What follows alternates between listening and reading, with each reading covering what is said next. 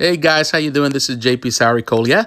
Venom was one of the most anticipated films of this year for a lot of comic book fans. Of course, it hit the theaters and it has made a lot of money, which is good. A lot of people are loving the film. Of course, there's no real competition right now. So on that end, the movie, of course, is going to do good. It's been hit really hard by critics, but fans have been loving the film. And of course, I have my opinion about it. I actually in the middle of it. I'm actually between those two camps, between fans and critics. So I want to share in this video my thoughts about the film. I want to start with the pros. The pros, I love Tom Hardy. I love his personification of the character. I wasn't crazy about Tom Hardy at first, before the film came out. But once he plays the part, even though sometimes he's a bit cheesy, I think he did a great job personifying the character. I think the best part of the film is him as Eddie Brock as Venom. And of course, there is the interaction between Eddie Brock and Venom, which is really good. Sometimes it's very funny and very cheesy. There's a lot of comedy in it, which I was very surprised. I was not expecting this level of comedy in this film. So there's a lot of comedic elements that kind of keep the movie lighthearted. And it makes it enjoyable just because of the little jokes, which are cheesy, but they're still kind of good. And, and they kind of hit the spot in the moments that you need them. So that makes the movie enjoyable. So the experience to me was very enjoyable. I did like the cinematography of the film. The shots of course, San Francisco are great. I like the city, one of my, one of the most beautiful cities in America, one of the most beautiful cities in the world. So the cinematography, the lighting was good. That part was well done by the studio, by the director, by their team. But yes, it was great. And of course, I like the fact that even though they didn't take cues from Spider-Man, from the origin story, they did take some cues from Lethal Protector, which was actually the first solo run for Venom. So they took inspiration from that. Now, with the cons, and the cons are many. Primarily, the first con, I would say, is the fact, and the biggest elephant in the room, is the fact that Spider-Man is not involved in this story. If you know Venom character, Spider-Man has always been at the center stage of who he is as a character. It's his hate relationship, it's his envy, it's his anger towards Peter Parker, towards Spider-Man, that has always fueled Venom to be who he is. It's this admiration, even though it's untold, that he has for the character. Eddie Brock has for Peter Parker. And of course, the envy and anger of the symbiote towards Spider-Man. All of that really combined makes Venom a very interesting character. At least gives him something to really care about, or something to really see this character in the light of what it is. But of course, you take that away, the character becomes dull. There's nothing that really compels this character or makes this character compelling or interesting beyond whatever you see on the film.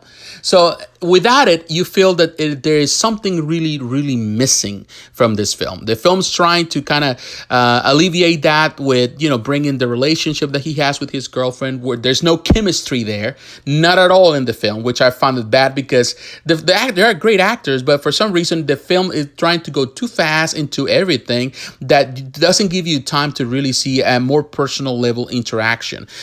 So there's no chemistry between characters, any of the characters in this film, any of the actors, and these are great actors, but there's no chemistry. I felt that was a bad direction part. That was a bad script, and they took a lot of the scenes and things that were more, that you wanted to see more, the love relationship between him and his girlfriend. I feel that was something that they could have explored more to give more value or more weight to the character, in this case to Venom, and how divided he is and emotional he is. So that was a big part. The villain was terrible. He's a great actor. I forget his name, but he has done great movies, but I feel that here he's just another generic villain that wants to control the world, wants to play God through science, and he's a rich man and he has all the money to put on, but there's no, purpose in it. There's no meat to it. There's no substance to what he wants to do. You don't find him compelling or interesting. He just feels recycled from many other movies that we have seen in the past, and that really brings this movie down. And one of the biggest problems with this film is that he tries so hard to be many things at once. At times you feel that there's, like I said before, there's comedy, but sometimes he feels that the comedy is too forced, and it feels like they're trying to go into the comedy route, but it's not a comedy. They're trying to make this a horror movie, but there's no real horror. There's no blood.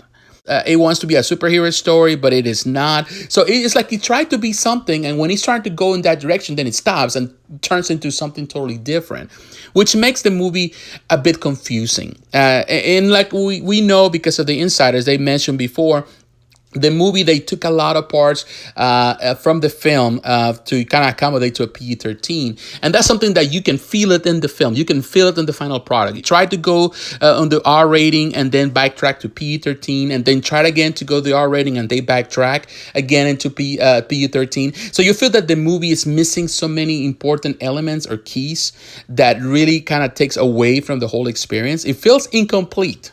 And that's sad. I'm not going to tell you that I believe that the movie would have been better if it was just written as left as an rated movie. I don't think that would have improved the movie or the script of the story, because there's some glaring elements there that are missing, particularly Spider-Man, or a more compelling story. But the fact is that I feel that if they have created from the beginning this movie with that in mind, to be an R-rated movie, they should have stayed the course, should have kept that, and, just keep going till the end. That's one of the reasons why Deadpool or Logan were, the critics were very good with the movies, is because they stayed the course. They wanted from the beginning to create an R-rated film, and those films were created as R-rated. And of course, that was the vision of the director, and that was the vision of the studio.